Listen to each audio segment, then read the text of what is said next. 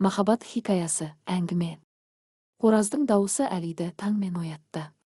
Екі көзін уқалай орнынан әрең тұрған, ол жазғы демалыс басталғанын есіне түсіріп, қуанып кетті. Қайтадан жата қалды. Енді көзі ілініп бара жатқаны сол еді, әжесі оятып алды. Әли, тұра ғой, ой әже, қой деген жоқ. Тұр да барып атаңа көмектес. Есіктің алдын тазалап, ағаштарды кесіп тастаңдар, түу. Жарайды. Еріксіз орнынан тұрды да далаға шықты. Құмандағы сумен бетін жуа бастағаны сол еді, көршінің ауласынан бейтаныс бір әуезді ән салынды. Құлағы елең ете қалған Әли сәл кідіріп әнге құлақ түрді. Әже-ау, мына бұлбұлша сайрап тұрған кім? Жомарт атаның үйінде кемпірінен басқа ешкім жоқ еді ғой, немере қыздар екен. Кеше түнде қаладан келіпті, шынымен бе? Бізден үлкен шығар, жоқ, сенімен түйдей құрдасым. Менімен бе? Деп есі кеткен Әли жүгіріп отырып қақпаның үстіне шықты да көрші үйге дүрбі салды. Жомарт шалдың есік алдында, есіктің алдын сыпырып, су шашып бір қыз ән салып жүр. Үстіне киген ақ көйлегі өзіне құйып қойғандай. Екі жаққа өрген бұрымы төгіліп тұр. Көз тартарлық сұлулыққа ұзақ қарап тұр еді. Жерден басын көтерген сұлу қыз қарама қарсы үйдегі қақпаның басында отырған Әлиді көріп, ұялған сығай танытып, үйге қаша жөнелді.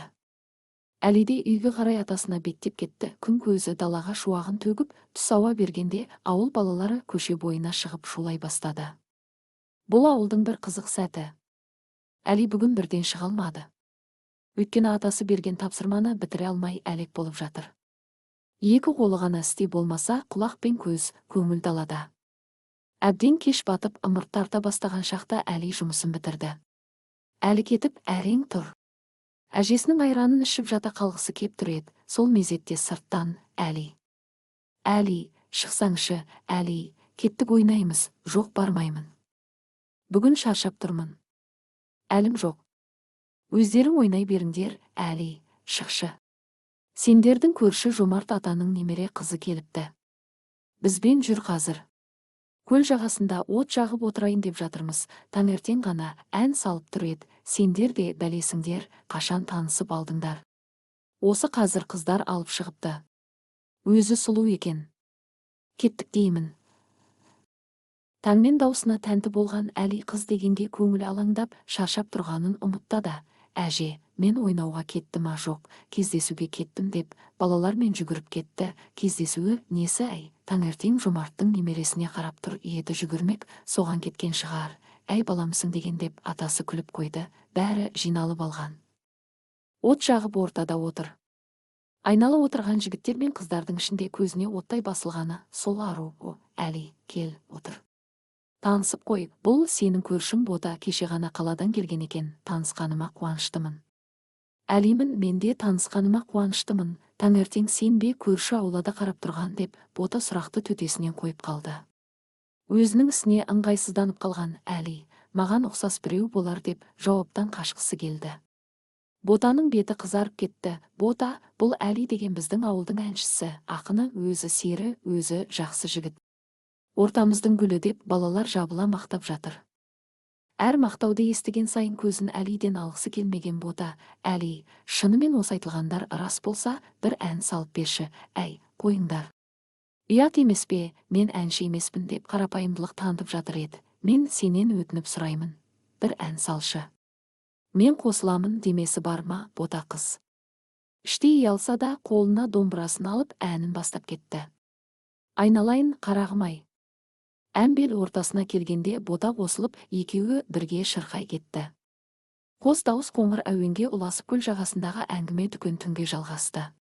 Тек Бота біраз уақыт өткен соң қайту керек екенін айтып, бәрінің тарауына себепші болды. Көрші тұратын болған соң Ботаны Әли шығарып салатын болып келісті. Екеуі үйге жеткенше қызық әзілдер айтып, бір-бірін итеріп ойнап келді. Бұл шексіз әрі тап-таза сезім еді. Ешқандай жалғандық жоқ, тұнық сезім еді. Арада уақыт өте берді. Олар күніге бірге. Ойында да, дүкенге барса да, бір жерге шықса да, бір-біріне ауа секілді болды. 3 ай жазғы демалыс көзді ашып жұмғанша өте шықты. Қызығы мен шыжығы біткен бұл жаз біреулерге сезім, біреулерге қасіретте әкелді. Ал Әли үшін түсініксіз бір қасиетті тамырына бір түйір қанмен бойлатқан қыздың кететін күні де жақын. Екеуі соңғы бір деммен достық құшақтың үлгісін көрсетті де, қолдарын бұлғап қала берді. Артада апта өткен соң Әли бұзылды. Сабаққа деген құлқы жоқ. Көңілі әлде бірдеңені аңсап тұр. Әжесі мен атасы, Құдай-ау, мына жүгірмекке не болды, ауырып жүрген жоқ пе екен өзі? Қайдан білейін, түнеріп сала берді ғой, соның бәріне кінәлі Жомарттың немересі деп әжесі іштей киіп қалды. Кешке сабақтан келген Әли аяқ астынан: қалаға хабарласыңыздар. Ата-анам айтыңыздар, мен қалада оқимын деді. Өй, көтек, не дейді? Қалада оқығаны несі? Ештеңе білмейін, бала керек пе бұларға өзі? Онда оқытсын қалада. Көкем-ау, не деп айтамын мен? Әкең мен анаң жұмыста ғой, айттым. Бітті, ештеңден қайтпайтынын білдірген Әли ақыры өз деген істеді. Араға 2 күн салып қалаға кетті. Қалаға бара салысымен Жомарт атасынан сұрап алған мекен-жай бойынша біреуді іздей келді. Қаланы адасып жүріп ақыры тапты. Биік зәулім үйдің 9-шы қабатына көтеріліп, көзіне шоқтай басылып тұрған есікті қақты. Іштей қазір ол есік ашады да, мені көріп таң қалады деп мәз-мейрам болып тұрған есікті бейтаныс бір әйел адам ашты. Сәлеметсіз бе? Сәлеметсің бе, балам? Кім керек еді? Бота осында тұра. Иә, осында тұрады. Сен кімсің? Мұразбек шалдың немересі едім, ауылдағы Мырзабек атама. Дәл өзі, ой балам, есейіп кетіпсің ғой. Кір үйге. Жоқ, ботаға келдім, айтарым бар еді. Жеткізе аласыз ба? Ол енді дәл осы кезде ауылдағы Мырзабек шалдың қақпасы қағылды. Сәлеметсіз бе, әжей? Сәлемет пе, құлыным? Әли жоқ па? Жоқ, қалаға кеткені қалай, бүгін келеме? Келіп жатса айта салыңызшы, мен қаладан ауылға ауысып келдім. Енді осында оқимын. Әли екеуміз бірге бір парта отырып оқимыз. Сәлемімді жеткізіңізші, өтініш деп 2 беті қызарған бота қаша жөнелді.